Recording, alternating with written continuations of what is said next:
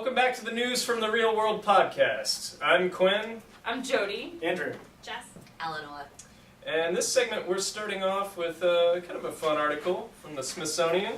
Yeah, so Smithsonian has partnered with Autodesk, not surprisingly, to create 3D models, free 3D models accessible over the internet to anyone, of a lot of their more important artifacts, notably the Kitty Hawk, the right plane from Kitty Hawk, it's a really cool environment. You can open up the file and rotate the plane around and see all the different aspects of it in very high detail. It's all CT scanned, which is a very high precision. Obviously, we take CT scans of our brains. So, Why go to a museum anymore, Andrew?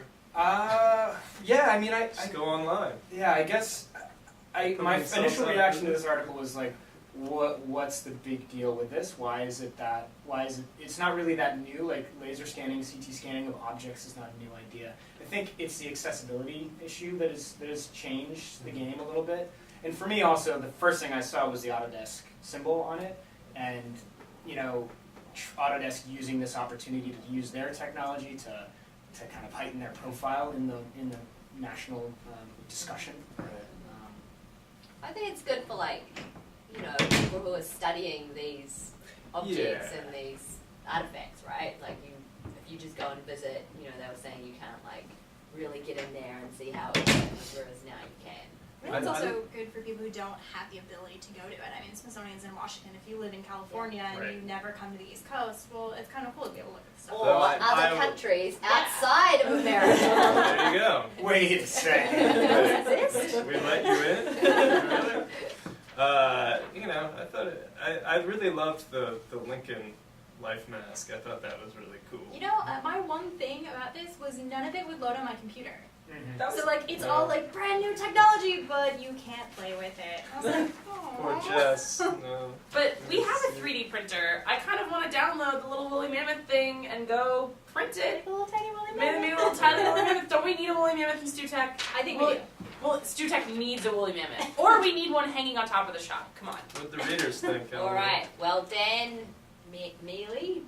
Miley said Mealy. Okay, this is one of the coolest things I've seen since I woke up this morning. The ability to examine up close historical artifacts while hundreds of miles away from them is absolutely awesome. While I agree with Kristen when she says that it is nowhere near to the museum experience, this new technology will allow students and researchers alike to explore our history in a new way. I, for one, spent a good 5 minutes orbiting around a model of Abraham Lincoln's head. There you go. Well, I was thinking too, for artists, particularly designers, something like this could come in great handy. Yeah. Mm-hmm. Suddenly you need a big Abe Lincoln head for your set. Well, there you go. Great. Got the template. Top dog, underdog. No. Industrial musicals. You love the musical pieces. I do. I love the musical. You nabbed at this article right away. I did. You know why? Because I had no student comments. Because when I was going through on Sunday, I was like, "Oh, this is a great title," but it was too long. I couldn't read it. Yeah. So, anyway, so wasn't it? Okay, everything's coming up. Profits: The Golden Age of Industrial Musicals from DangerousMinds.net. It was an editor pick. Basically, it was about this new book that's coming out, where they talk about industrial musicals, which were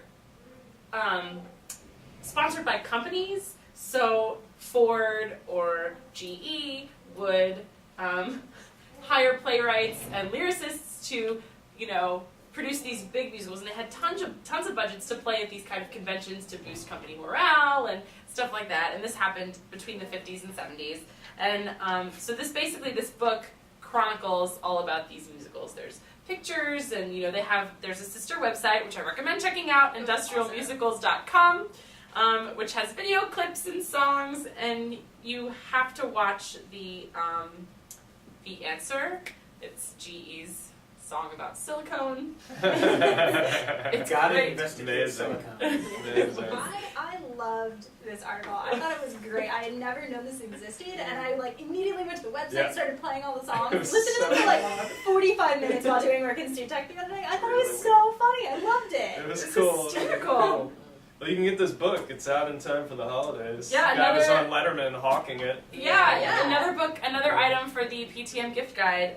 So some outstanding things about the article that That's cool.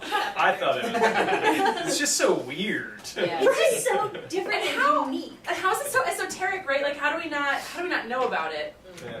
Anyway, some of the highlights of the article for me were, questions were about people who worked on these. Was this a foot in the door to Broadway? And they were It's the kind other of, way around, I think. Oh, sorry. Go ahead. I mean, they were kind of like, yeah, but no, because would you say, oh yeah, I worked on the, I worked on Forbes show. I worked on Forbes Well, show. part of the Christmas point, spectacular. part of the point of the article I thought was about the composers who actually did work on these things are like really well-known composers that did all sorts of other work. Right. Yeah, but I think it also said that that wasn't the norm, and that composers kind of looked down on people who did this because it was like, oh, well, that's a lesser class of musical. But Yeah, then it's some of them commercial. were like, Candor and Ebb was like, they're huge. They all Yeah. probably Yeah. did it just under pseudonyms. Exactly. Yeah. Right. Yeah. They did it to pay Corporate bills bucks. and Yeah. corporate bucks. I got a comment for us. No No comments. comments. That's right. I'm no really sad. comments. I would have commented on this if I'd seen it. Alas. Well, moving on. Jess. Ah, this is me. Yeah. this is 20 you. reasons someone else got the job instead of you. All these job articles. All these job articles, I Everybody's love them because neurotic they're about all really bad. Yeah. This was a student pick on ComeRecommended.com by Jewel Gamache. Basically, they did a study of 200 employers and what they look for in a candidate that qualifies them higher than someone that's equally qualified. So, like, if you have the exact same experience level, what's that thing that's going to push you over the top and make them hire you? Your abs. No, that it's be have a physically sense. fit Yeah, is that's actually on on there. that list. I know. So it's like have a sense of humor and humor. don't sleep with someone in your office. Yeah, it's having a sense of humor, being involved in your community, being better dressed, having something in common with the employer, being physically fit, understanding current affairs and pop culture, being more involved in social media, and being more knowledgeable about sports. Which kind of, to me, just screams out you can have a conversation with this person. Like, if there's something you can connect a with dude. the interviewer about, better dressed, the dude needs to be better Ripped dressed. dude. A ripped dude who only wants to talk about That's sports. No, I mean the article highlighted every awful prejudice that we have in the, Yeah. in the, in the And job it's true, market. and they, Yeah. I mean, they're not supposed to exist, but they do. But they don't really have being good looking on there, which is definitely like scientifically, but like proven to be. I feel like Well, they just physically phrased fit. it. Yeah, that's They Yeah, phrased very it good. better. they mean good looking. The one Yeah, that Exactly. they do.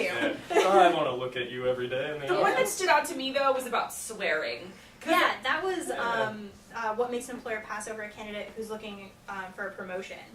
There are a lot of things. I feel like the biggest thing that we come across in theater is saying that's not my job. Yeah. When people are like, oh, that's not my job, I'm not going to do that, even though like maybe they're the one that's best equipped to do it. Like I feel like that's something that would make a company not want to work with them. And we had a student comment again from Dan Neely that says the list of things that would keep you from being promoted are very accurate in the entertainment world, especially the first few. The difference in the entertainment world, however, is that these bad traits will cause you not to be hired again, not simply lose a promotion, Right. which I think is a big thing here. I mean, I always point this out in every single article that comes up on this is the fact that it's written by a senior in college. Like, I mean, I understand that she's paraphrasing a study or whatever, but it's just, it drives me crazy that these articles that we get from this website are always by people who have never held a job. Oh, Yeah. yeah. You know, people have never had to actually go out on an interview. Or, I mean, maybe they have for their summer internship or whatever, but I don't know. I just don't understand how relevant they are to those I always things. feel like a lot of them are mostly common sense things too, and like this list is common sense stuff. I'd rather see table saw articles. But keep them coming, kids. Keep them coming. Keep it coming. Well, we're going to finish it off this week with a little article about art school. A fine arts degree may be a better choice than you think. This is a student pick from the Wall Street Journal Online by Daniel Grant, and basically this article was meant to be kind of optimistic to all of us, you know, which is some of us will be heading out into the professional world soon. It goes through some statistics that basically the job market isn't as bleak as you might think. Artists tend to actually be able to make some money when they get out of school. They gave some stats saying that a 2011 report from the Center for Unemployment Rate found that in the first 2 years for those graduating with a BFA degree, the unemployment rate is 7.8%, dropping to 4.5% for those out of school longer, and the median income is $42,000 a year for an artist. I mean, 7.8 is interesting. That is exactly where the national average is right now. Yeah. So, and this is from 2 years ago. Yeah. So 2 years ago, the national average was more. It was up 2 or 3 more points. So that's, if that's true, then that is better than the national average, which is totally surprising to me. What they're really not saying in this article is that those getting by, that's not all just in their field. Like that 42 Well, grand. actually, I picked a quote out of there that said, and I definitely don't know how verifiable this is, but they did say that 83% of those graduates were working in the arts in some form. They also said a It's large so percent of fun. them were also holding a second job outside of the field. Yeah, right. As well. Exactly. But the arts is like architecture, graphic design. It's a lot of web stuff. Design and production obviously has a huger rate of employment Things out of that school than actually the can- Well, actors. it linked back a little Yeah. bit to one of the things in the article about invention and innovation that in the arts, according to that article, amateurs now outnumber professionals 20 or 30 to 1. Right. So Yeah. what does this mean? What is this statistic really talking about, this 83, 82, 83%? Is it people that are actually like making a living as artists, or are they making a living and also producing art in an amateur, non-professional way? Well, for you CMUers, which I guess is everyone watching this, those artists who go on to graduate degrees, the most, and get an MFA, the employment rate for recent graduates drops to just under 5%, and the median yearly income increases to roughly $50,000. So us MFAers we're in the Winning. hot seat. Yeah, we're winning. We're only, oh wait, that's kind of depressing, right? Because I'm watching my loans go by, Yeah, and I'm that's- investing tons yeah. of these loans for only the $8,000 Yeah, difference, that's it. That's it. $42.50. Very good. Well, Jason Lewis writes, I'm glad people are realizing we don't graduate from college with fine art degrees to go live in a box and wallow in our sadness.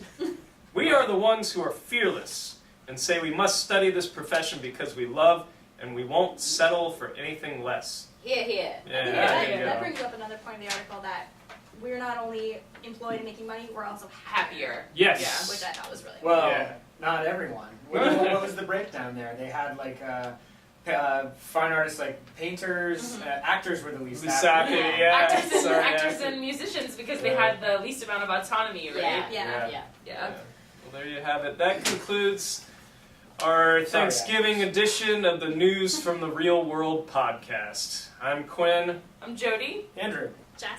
Eleanor. Happy Thanksgiving. See you. Yeah, Thanksgiving. See you later. Oh.